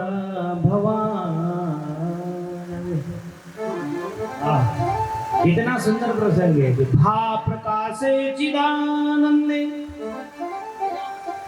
जिसके प्रकाश से संपूर्ण जगत जो है प्रकाशित हो रहा है। किससे? भागवत से। जिसको किसी की प्रकाश की आवश्यकता नहीं है। ये जैसे भगवान सूर्य है ना, सूर्य को किसी की प्रकाश की आवश्यकता नहीं, स्वयं में जो है प्रकाशमान है और सबको प्रकाशित कर रहा है। सबके हृदय भवन से जो अंधकार है उसको दूर कर रहा है। अब वो सूर्य भगवान जो है ऐसे जगत को प्रकाशित कर रहा है, लेकिन भागवत का जो प्रकाश है वो सबके हृदय को प्रकाशित कर रहा है।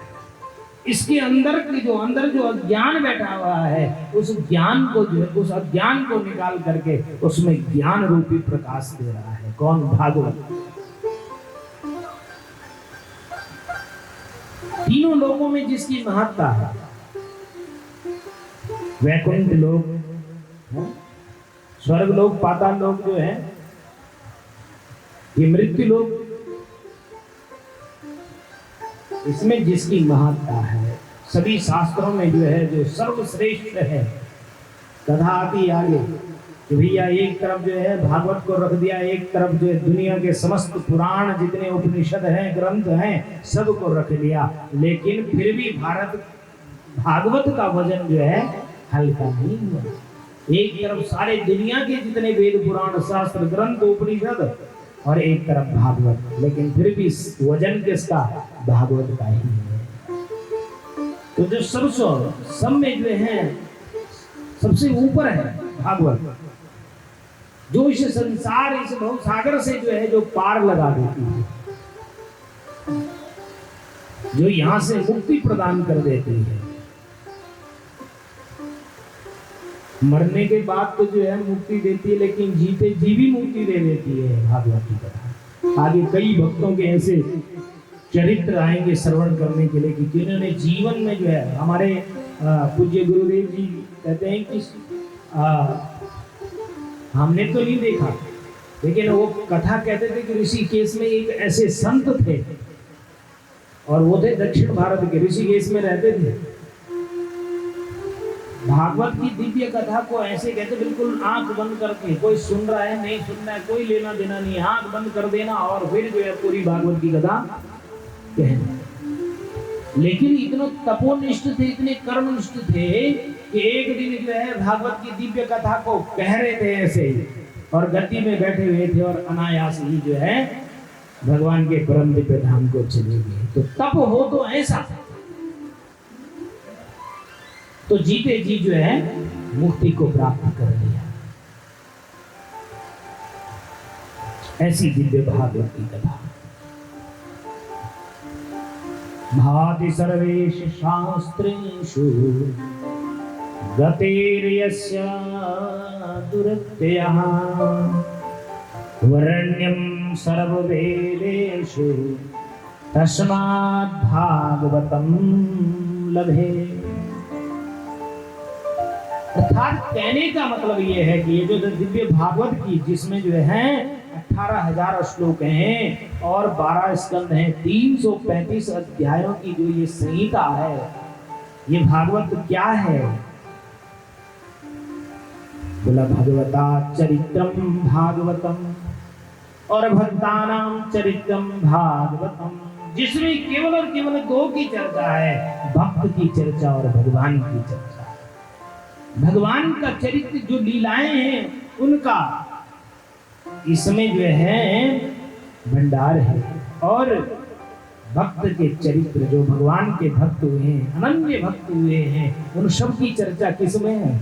भागवत में। यही दो प्रसंग है, भक्त की चर्चा और भगवान की चर्चा, और उसी को कहा गया है भागवत। बोलिए भागवत भगवान की जय हो। ऐसी दिव्य भागवत की कथा, दिव्य चरित्र को जो है हम भक्तों के चरित्र और भगवान के चरित्र को निरंतर हम जो है आज से 7 दिवस तक जो है इस दिव्य स्थान पर श्रवण करेंगे।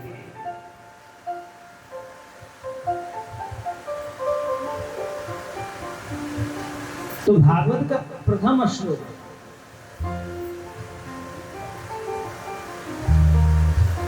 सच्चिदानंद रूपाय विश्वोत्पत्यादिहेतवे विश्वोत्पत्त्यादिहेतवे तापत्रय विनाशाय श्रीकृष्णाय वयं नुमः। ये भागवत का प्रथम श्लोक है जिसको कहा गया मंगलाचरण। अगर कोई भी जो है हम लोग ग्रंथ पुराण कोई भी शुभ कृत्य करते हैं तो उसमें सबसे पहले क्या करते हैं? मंगलाचरण करते हैं, नहीं करते? अब मंगलाचरण किसी भी प्रकार से हो जाए, जब गुरु मंत्र होता है ना, यदि हम कोई अपने घर में कोई कार्य कर रहे हैं, शुभ कृत्य कर रहे हैं, अपना पूजन पाठ जो भी कर रहे हैं, उसमें यदि जो गुरु का दिया हुआ मंत्र यदि हम लोग उसका स्मरण भी कर जाते हैं तो वो भी मंगलाचरण हो जाता है। अपना जो इष्ट है, जो आराध्य है, यदि हम उसका नाम भी ले लेते हैं तो वो भी हमारे लिए मंगलाचरण हो जाता है। तो कोई भी पुराण हो, कोई भी ग्रंथ हो, उसको जो है प्रारंभ करने से पूर्व जो है मंगलाचरण होता है। कोई भी शुभ काम करने से पूर्व जो है मंगलाचरण होता है। और मंगलाचरण का मतलब होता है मंगल धन आचरण। मंगलाचरण का मतलब क्या होता है? हम लोग करते तो हैं लेकिन भाव पता नहीं होता कि क्यों करते हैं। इसलिए करते हैं कि इस काम को करने के लिए हमारे जीवन को कैसा होना, बोला हमारा चरित्र कैसा होना चाहिए। मंगल धन आचरण माने मंगलमय आचरण बनाना पड़ेगा, तब जाकर के वो काम क्या होगा? सिद्ध होगा, बढ़िया होगा। अपने को मंगलमय बनाना पड़ेगा, अपने आचरण को, आहार को, व्यवहार को, ये सब क्या करना पड़ेगा? मंगलमय बनाना पड़ेगा। अगर हम भागवत की कथा में आए हैं तो भागवत में कथा में आने के लिए जो है हमें पहले अपने जीवन को, अपने मन को मंगलमय बनाना पड़ेगा, तब जाकर के भागवत की कथा हमारे अंदर विराजमान होगी। नहीं तो क्या होगा? इस कान से सुनेंगे और इस कान से तेरा तुझको अर्पण क्या लागे मेरा, यही छोड़ के चले जाएंगे। कुछ लाभ नहीं होने वाला जीवन में। अच्छा हुआ आज तक बताओ कितनी कथाएं सुन दी आपने, हमने हैं? कितनी कथाएं सुनी? महाराज आए दिन तो भागवत हो रही है सब, लेकिन लोग सुन ही रहे हैं। तो भैया कल्याण क्यों नहीं हो रहा है? क्यों नहीं है? सुनना है, सुना तो है लेकिन उसको वो बोलते ना हमारे केवल सुनी तो छेंच पर गुणी नहीं है, विचार नहीं किया, हृदयस्थ नहीं किया। और जब तक जो है अंतःकरण में उसको विराजमान नहीं करेंगे तब तक जो है कल्याण नहीं होने वाला। तो इसको कहते हैं मंगलाचरण। और भागवत में देखो गजब की बात है, 3 बार मंगलाचरण हुआ, एक बार नहीं हुआ। कितनी बार हुआ? 3 बार। 3 बार ही क्यों हुआ? 4 बार भी हो सकता था। क्यों 3 बार हुआ? बोला जीवन की 3 अवस्थाएं, बाल्यावस्था, युवा अवस्था और वृद्धावस्था, और 3 अवस्थाओं के लिए 3 बार भागवत में मंगलाचरण आया। और प्रथम में 1 मंगलाचरण दिया, बीच में जो है 12 मंगलाचरण दिए और अंत में 1 मंगलाचरण दिया। ऐसा क्यों? बराबर क्यों नहीं दिए? बोला भैया 3 अवस्थाएं होती हैं, पहली होती है बाल्य अवस्था, तो बाल्य अवस्था के लिए 1 मंगलाचरण दिया। क्यों? क्योंकि भैया बच्चा है, छोटा है। अगर छोटे में जो है, यदि बच्चे में जो है कम आचरण होगा, कम मंगलमय आचरण होगा तो चल जाएगा, क्योंकि हर व्यक्ति क्षमा कर देता नहीं। अगर बच्चे थोड़ा सा गलती कर देते हैं तो लोग कहते नहीं है कोई बात नहीं, छोटा बच्चा है। छोटे बच्चे को समझ करके जो है उसको क्षमा कर देते हैं। अर्थात छोटे में यदि मंगलमय आचरण में कुछ कमी रह गई तो चल जाएगा। और तीसरी अवस्था जो वृद्धावस्था है उसमें भी 1 मंगलाचरण दिया। कौन सा मंगलाचरण? बोला नाम संकीर्तनम यस्य सर्व पाप प्रणाशनम प्रणामोर दुख शमनम हम नमामि हरिं परम। अंत में मंगलाचरण। बोला तीसरी अवस्था है वृद्धावस्था। अब वृद्धावस्था में मंगलमय आचरण होगा तो क्या करेगा? क्या कर लेगा? बोला भैया अब तो आंख से दिखाई नहीं देता, कान से सुनाई नहीं देता है, कहीं चला नहीं जाता, तो मंगलमय आचरण होके क्या करना? कितने दिन के मेहमान हैं कुछ पता नहीं चलेगा। तो इसलिए वृद्धावस्था में कम मंगलमय आचरण होगा तो चल जाएगा, बाल्यावस्था में कम मंगलमय आचरण हो जाएगा तो चल जाएगा, लेकिन बीच में 12 मंगलाचरण दिए हैं, क्योंकि बीच की अवस्था है युवा अवस्था। यदि युवा जवानी में यदि मंगलमय आचरण में कमी रह जाए तो वो नहीं चलने वाला, क्योंकि भैया युवा के ऊपर सबकी जिम्मेदारी होती है कि नहीं होती है? देश की जिम्मेवारी, अपने घर की जिम्मेवारी, बच्चों की जिम्मेवारी, पत्नी की जिम्मेवारी, माँ बाप की जिम्मेवारी, है ना, समाज की जिम्मेवारी, शहर की, नगर की, देश की, बॉर्डर की, सबकी जिम्मेवारी किसके कंधों पर है? युवा के कंधों पर। अगर वही बिगड़ जाएगा तो कैसे चलेगा काम? इसलिए 12 मंगला, 12 का मतलब क्या होता है? 12 महीने से मतलब होता है, यानी कि 12 जो महीने हैं उन 12 महीनों में, यानी कि 12 के 12 महीनों में जो है मंगलमय आचरण होना चाहिए। प्रत्येक दिन, प्रत्येक घड़ी 12 होते ना, 12 घंटे दिन के और 12 घंटे रात के, अर्थात 24 घंटे मंगलमय आचरण होना चाहिए। किसको? युवा अवस्था। इसलिए कथा जो है ज्यादा किसको श्रवण करनी चाहिए? युवा को श्रवण करनी चाहिए। लेकिन कथा में सबसे कम कौन आते हैं? युवा ही कम आते हैं। नहीं, युवाओं को ज्यादा कथा श्रवण करनी चाहिए, क्योंकि भैया कथा का मतलब होता है संस्कार। कथा का मतलब क्या होता है? संस्कार। अब संस्कार किसको देना है? बूढ़े व्यक्ति को है? संस्कारित तो किसको होना है? बोला युवा अवस्था, युवा जवान व्यक्ति को संस्कारित तो होना चाहिए, ताकि वो जो है अपने में व्यवस्थित रहे।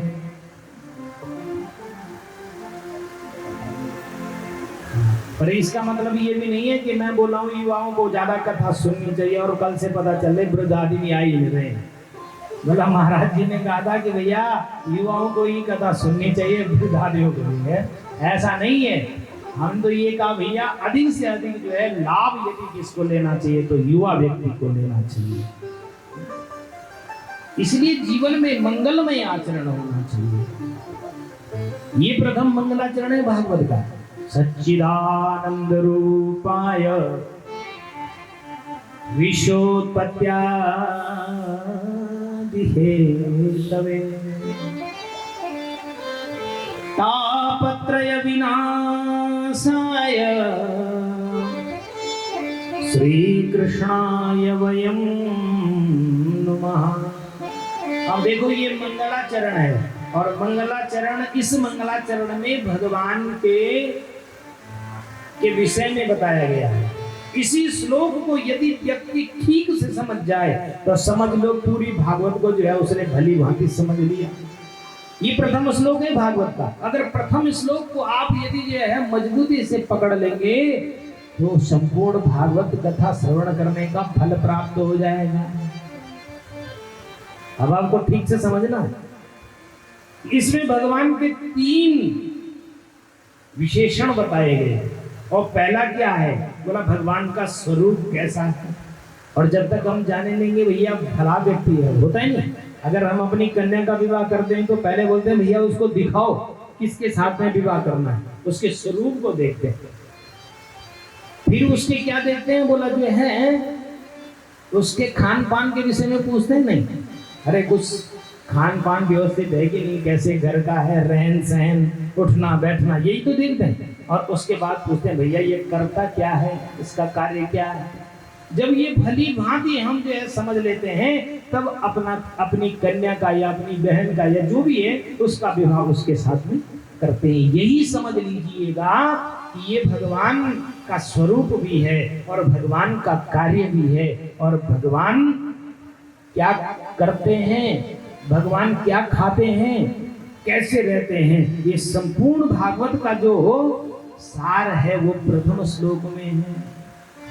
समझना चाहिए।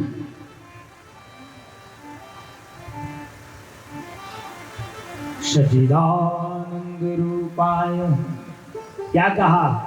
इसके 4 पद हैं। कोई भी श्लोक होता है उसके 4 पद होते हैं। और प्रथम पद में क्या लिखा गया इस श्लोक के? बोला सच्चिदानंद रूपाय भगवान का स्वरूप कैसा है, कैसे है भगवान, हम कैसे जानेंगे कि भगवान कैसे, समझना भगवान कैसे हैं। तो भगवान कैसे हैं, भगवान है सत्य, तीन आए इसमें, सत्य चित्त और आनंद। भगवान कैसे हैं, सच्चिदानंद, सत्य भी है, चित्त भी है और आनंद स्वरूप भी है, भगवान का स्वरूप है। अब सत्य का मतलब क्या होता है मेरे भाई बहन, समझना क्या होता है सत्य का मतलब। रोज झूठ बोलते जाओ हैं, सत्य का मतलब होता है कि जो हमेशा है, शाश्वत है, निरंतर है, रोज है, आज भी है, कल भी था और कल भी रहेगा, वो क्या है, सत्य है। परमात्मा की सत्ता हमेशा रहती है, हर समय रहती है, लेकिन उसको स्वीकार करने, उसको ग्रहण करने के लिए क्या होती है, बोला पात्रता होती है। नहीं, जो हमेशा है उसको कहते हैं सत्य। जैसे हम लोग हमेशा नहीं है, आज हैं कल रहेंगे, कोई भरोसा नहीं है। नहीं, ये संसार भी जो है हमेशा नहीं है, ये संसार भी जो है नश्वर है, आज है और कल भगवान की भृकुटी टेढ़ी हुई तो कोई भरोसा नहीं है, कब जो है जलमग्न हो जाए, कोई भरोसा नहीं। तो ये क्या है, ये नश्वर है, असत्य है। सत्य के केवल क्या है, बोला ब्रह्म, ब्रह्म सत्यम जगन मिथ्या, केवल ब्रह्म सत्य है, बाकी सारा संसार जो है मिथ्या मात्र है। आज है, कल का कोई भरोसा नहीं। हम तो कहते हैं ना कल ये करेंगे, कल वो करेंगे, कल परसों नहीं, लेकिन कल का किसी का कोई भरोसा नहीं मेरे भाई बहन। खबर नहीं पल की, बातें कर कल की, पल भर का तो भरोसा नहीं, कब जो है सांस रुक जाए और राम नाम सत्य हो जाए, कोई भरोसा नहीं। आजकल देख रहे हो यार, आदमी चलते चलते सांस रुक जाती है, खत्म हो जाता रास्ता। तो हम क्या करते हैं, कल ये करेंगे, कल वो करेंगे, शुभ काम के लिए। अगर कथा में जाना होगा तो महाराज चले जाएंगे एक दिन, अभी तो 7 दिन बाकी है, आज पहला ही दिन तो है, लेकिन पता ही नहीं लगता 7 दिन कब निकल गए। हम तो आए दिन कथा में चलते रहते ना, तो पता ही नहीं लगता, जब कथा इसमें विराजमान हो जाते तो पता ही नहीं चलता कब 7 दिन निकल गए। और कई तो ऐसे होते हैं कि बगल में रहते, पड़ोस में रहते हैं और कल चले जाएंगे, कल चले जाएंगे, कल चले जाएंगे, ऐसे ऐसे में उनके जीवन के 7 दिन कब चले गए कुछ पता नहीं, एक दिन कथा सुनने नहीं। तो शुभ काम को तुरंत करना चाहिए, अशुभ को जो है कल पर टाल देना चाहिए। कहते हैं जो अशुभ काम होता है ना उसको कल पर टाल दीजिए, लेकिन जो शुभ काम होता है उसको तुरंत कर देना चाहिए। कल का कोई भरोसा नहीं। कहते हैं ना शुभस्य शीघ्रम, शुभ कार्य को तुरंत कर दें, नहीं तो कल के भरोसे रहेंगे तो राजा दशरथ जी की तरह रह जाएंगे। राजा दशरथ जी ने कहा था ना कि महाराज कल कर देंगे राम का राज्य अभिषेक, छोटी बात थोड़ी नहीं है, राम का राज्य अभिषेक तो जो है होना है, क्योंकि वहां दशरथ जी ने जब जो है दशरथ जी के मन में जो ऐसा विचार आया कि राम को जब विवाह करके घर आएंगे, राम जी अयोध्या में आए तो दशरथ जी के मन में आया कि अब तो राम को जो है राजा बना देना चाहिए, ऐसे मन में भाव आया। तो किसके पास गए, किसके पास गए, वशिष्ठ जी के पास है, गुरु जी के पास है। यहाँ भी संदेश है, आपके मन में जो है शुभ का वो आए या अशुभ विचार आए तो गुरु जी की शरण में जाना चाहिए कि गुरु जी इसका मतलब क्या है। हम लोग किसके पास जाते हैं, पड़ोसियों के पास है? उसके पास जाते हैं तब सुनाते हैं अपना दुखड़ा, वो और मोड़ देता है, जा बेटा घूम ले, अच्छा मार्ग नहीं बताएगा तो घुमाएगा आपको। इसलिए किसकी शरण में जाना है, गुरु की शरण में। तो कहाँ गए, गुरु गृह गया हूँ तुरंत मही पाला, गुरुजी की शरण में गए और गुरुजी से जो है तुरंत जो है ये बात कह दी कि मेरे मन में ऐसा भाव आया। गुरुजी ने कहा बेगी विलंब न करई नृप, हे नृप, हे राजा, बेगी विलंब न करई, आप जो इसको बेगी माने तुरंत कर दो, थोड़ा सा भी विलंब मत करो। ऐसा शुभ संकल्प आपके मन में आया है तो इसको तुरंत कर दो, थोड़ा सा भी विलंब नहीं करना, आज ही कर दो। और मैं कहता हूं अभी कर दो, आपने ये मन में विचारा है। लेकिन राजा ने क्या कह दिया? राजा ने कहा महाराज, राम का राज्याभिषेक होना छोटी मोटी बात थोड़ी नहीं है। अरे अवध जो है दुल्हन की तरह सजेगी और कल जो है पूरे नगर में जो है ढिंडोरा पिटवाया जाएगा कि राम का राज्याभिषेक होना है, राम का राज्याभिषेक होना। वशिष्ठ जी समझ गए कि अब तो जो है होनी को कोई नहीं टाल सकता, ये तो गुरु ने इसीलिए कहा था कि बेगी विलंब न करेंगे, तो आप तुरंत कर दीजिएगा। लेकिन वशिष्ठ दशरथ ने नहीं मानी। दशरथ ने कहा कल होगा महाराज। और कल क्या हुआ? रात में आपको पता है ना, मंथरा के माध्यम से, कैकेयी के माध्यम से और देवताओं की चाल से, सरस्वती की कृपा, सबकी कृपा थी, जिसके कारण जो है दूसरे दिन प्रातः काल क्या हो गया? राम को राज्याभिषेक होना था तो क्या हो गया? 14 साल का वनवास हो गया। दशरथ के जीवन में वो राम जी 14 साल के लिए बन गए तो उनके वियोग में जो है उनके प्राणांत हो गए। तो दशरथ के जीवन में फिर वो कल आया नहीं आया। इसलिए कल नहीं, शुभ काम को शीघ्र कर देना चाहिए। अशुभ कर, अगर कोई अशुभ काम है ना उसको भले ही कल पर टाल दो, ताकि हो सकता है वो जो है टल जाए। इसीलिए सतचित आनंद भगवान का स्वरूप क्या है? बोला सत है जो हमेशा है, त्रिकालावादित सत्य है। सत का मतलब होता है त्रैकालावादितम सत्यम, तीनों कालों में जिसकी सत्ता विद्यमान है, जो हमेशा आज भी है, कल भी और कल भी रहेगा। दूसरा आया चित्त, जिससे जो है जिसको किसी से सहायता की आवश्यकता नहीं होती है भगवान को। हम लोग एक दूसरे पर निर्भर रहें कि नहीं? एक दूसरे के बिना हमारा काम नहीं चलता, लेकिन भगवान को एक दूसरे की आवश्यकता नहीं, और स्वयं अपने आप में चैतन्य है। जिस वस्तु की उनको आवश्यकता होती है, जो स्मरण करते हैं, वो वस्तु उनके पास उपलब्ध हो जाती है। लेकिन हमको क्या करना? अगर चावल लेना है तो कहाँ जाना? थैला लेकर के दुकान में, है नहीं? दूसरे पर निर्भर है कि नहीं? अगर अभी यहाँ लाइट चले जाएगी तो क्या चलाना पड़ेगा? जनरेटर, दूसरे की सहायता लेनी पड़ेगी। तो जो अपने आप हम लोग कुछ नहीं कर सकते, एक दूसरे का सहारा लेना पड़ेगा। लेकिन भगवान जो है स्वयं चैतन्य है, स्वयं प्रकाशमय है। हमारे जीवन में ये, हमारे उसमें यदि अंधेरा हो जाएगा तो हमें किसकी आवश्यकता होती है? बोला प्रकाश की आवश्यकता होती है। तो कैसे आएगा? बोला बल्ब जलाना पड़ेगा नहीं, तब जाकर के उजाला होगा। लेकिन भगवान स्वयं प्रकाशमय है, स्वयं चैतन्यमय है। और तीसरा आया है आनंद। आनंद, आनंद क्या है? बोला दुख रहितम आनंद तो यह, जिसमें जो है लेश मात्र भी दुख नहीं है। आनंद किसको कहते हैं? आनंद कहते हैं, अच्छा सब संसार में सब का उल्टा है कुछ ना कुछ, लेकिन आनंद का कोई उल्टा नहीं है। विलोम समय कहते हैं, उसमें घूमना ही हम लोग सोचते हैं आनंद है। सुंदर बड़े बड़े भवनों में रहना, उसके अंदर जो है हमें लगता है आनंद है, लेकिन अगर उसमें आनंद होता तो हमारे साथ हमेशा रहता कि नहीं रहता? अच्छा, जिस गाड़ी में हम घूमते हैं ना, कुछ दिन ही उसमें आनंद रहता है, उसके बाद क्या हो जाता है? वो आनंद चला जाता है धीरे धीरे।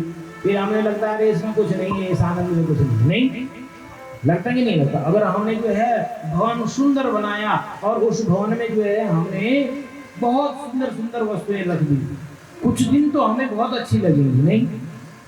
धीरे धीरे परिवर्तन का आता है नहीं? तो कुछ दिन तो बहुत बढ़िया लगता है, लेकिन उसके बाद धीरे धीरे जो है उन वस्तुओं से जो है हमारा मन भर जाता है, फिर हमें वो बेकार लगने लगती है, फिर हमें उसमें आनंद नहीं रहता। अगर आनंद जो है उन वस्तुओं में होता तो हमेशा हमारे साथ में रहता। लेकिन आनंद क्या होती है? बोला आनंद उन वस्तुओं में नहीं है, आनंद तो जो है भगवान, जिसने प्रभु को प्राप्त कर लिया, जिसने उनकी सन्निधि को प्राप्त कर लिया, उनको आनंद है। संत महात्माओं को देख लो कितनी मस्ती में रहते हैं, नहीं, उनको आनंद है क्योंकि उन्होंने प्रभु को पा लिया, भगवान का स्मरण कर लिया, उसमें आनंद है। और वैसे भी आनंद कौन है? बोला मेरे कृष्ण ही आनंद है, मेरे राम ही आनंद है। बाकी संसार की विषय जो भौतिक वस्तुएं हैं ना, उनमें कोई आनंद नहीं है। आनंद कौन है? भगवान। इसीलिए तो कहा है नंद घर आनंद भयो, जय कन्हैया लाल की। नंद घर आनंद भयो, ऐसे भी कह सकते थे नंद घर कृष्ण भयो, लेकिन ऐसा नहीं कहा, नंद घर आनंद है। तो क्योंकि आनंद कौन है? भगवान है। इसलिए हम उनको जो है, हम बहुत से जो भौतिक वस्तु उनमें आनंद को ढूंढ रहे हैं, लेकिन अपने हृदय में जो साक्षात त्रिलोकी के नारायण विराजमान है, वो आनंद स्वरूप कहाँ विराजमान है? हमारे घट में। लेकिन हमने यहाँ ढूंढा नहीं, हम उसको बाहर ढूंढ रहे हैं, नहीं मंदिरों में ढूंढ रहे हैं, नहीं, लेकिन वो कहाँ बैठा है? हमारे हृदय भवन में बैठा है, यहाँ बैठा है, यहाँ ढूंढने किया। अब वो कैसे मिलेगा? बोला सत्संग से मिलेगा। जब तक विवेक की जागृति नहीं होगी, हम लोग जो है सत्संग में जाएंगे, सत्संग से पता लगेगा, तब क्या होगा? हमारा विवेक जागृत होगा और तब जाकर के हमें जो है उस आनंद स्वरूप का दर्शन होगा, तभी तो दर्शन होगा। इसके लिए क्या करना पड़ेगा? सत्संग करना पड़ेगा, भगवान का अधिक से अधिक भजन करना पड़ेगा, संकीर्तन करना पड़ेगा, तब जाकर के विवेक की जागृति होगी और तब जो है। पर लेकिन ये सत्संग भी किसकी कृपा से मिलता है? बोला भगवत कृपा से मिलता है, राम की कृपा से मिलता है। विनो सत्संग विवेक न होई, विनो सत्संग विवेक न होई, विनो सत्संग विवेक न होई, विनो सत्संग विवेक न होई, राम कृपा